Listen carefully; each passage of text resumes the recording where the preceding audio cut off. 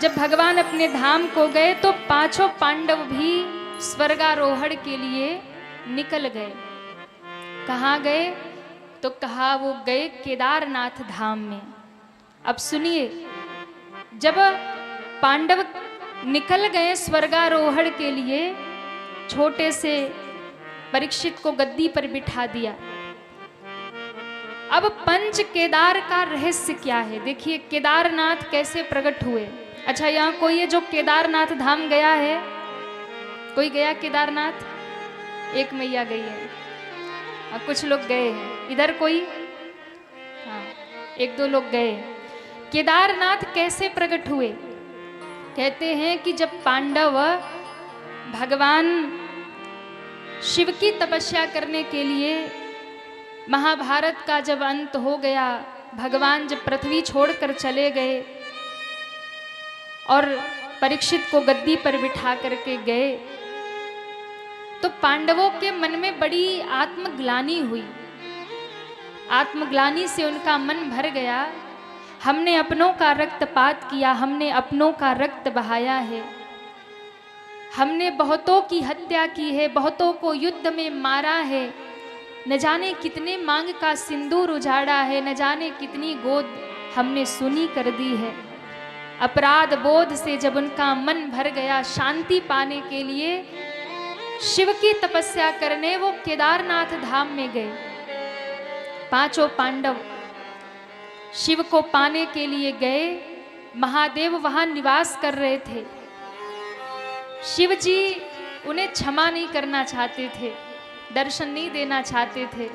तो शंकर भगवान ने क्या किया कि पांडवों को दर्शन ना देना पड़े, इसलिए शंकर भगवान ने बैल का रूप बना लिया। बैल रूप में शंकर भगवान हो गए। और कहते हैं जब बैल रूप में शंकर भगवान हो गए तो भीम ने उन्हें पहचान लिया कि ये तो महादेव हैं, ये तो शिव हैं, पर हमें दर्शन क्यों नहीं दे रहे? हमारे मन को शांति तो तब मिलेगी जब महादेव का दर्शन हो जाएगा। पांडवों ने उनका पीछा किया और कहते हैं जब पांडवों ने पीछा किया तो भगवान भागे।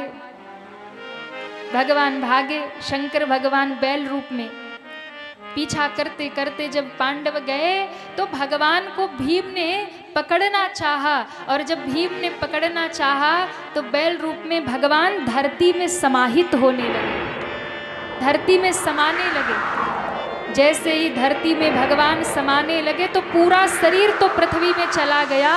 भीम ने जब पीठ पकड़ा तो भगवान का पीठ बाहर रह गया, और वही जो पीठ बाहर रह गया वही केदारनाथ भगवान की स्थापना हो गई। बोलिए केदारनाथ भगवान की जय हो। बैल के ऊपर उसकी पीठ जो उठी होती है ना, वो रह गया ऊपर, और वही भीम ने पकड़ लिया। वही आप देखेंगे केदारनाथ भगवान जो है ना, वो बड़े टेढ़े से हैं, शिवलिंग जैसा आकार नहीं है। अब भगवान शंकर 5 रूप में प्रकट हुए, जिन्हें हम पंच केदार कहते हैं। वहाँ अलग अलग 5 मंदिर।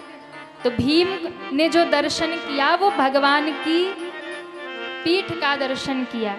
उसके बाद में भगवान शिव की भुजा प्रकट हुई तुंगनाथ में।